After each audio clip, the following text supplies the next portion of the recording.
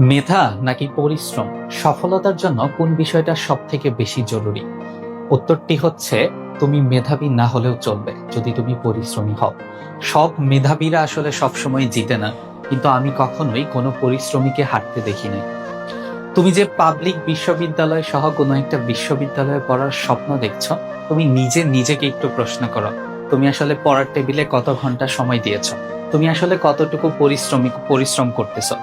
তুমি এইচএসসি তে golden A plus পেয়েছো, এসএসসি তে গোল্ডেন এ প্লাস পেয়েছো, তুমি অনেক মেধাবী ছিলা। এটার কোনো মূল্য নাই যদি তুমি পড়ার টেবিলে পরিশ্রম না করো।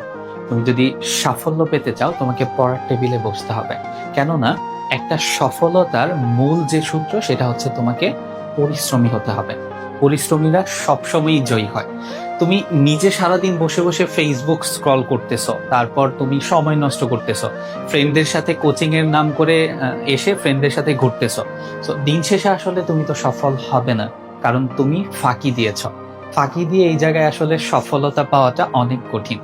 তাই আমার পক্ষ থেকে পরামর্শ থাকবে, তুমি মেধাবী না হলেও সমস্যা নাই, তোমাকে পরিশ্রমী হতে হবে।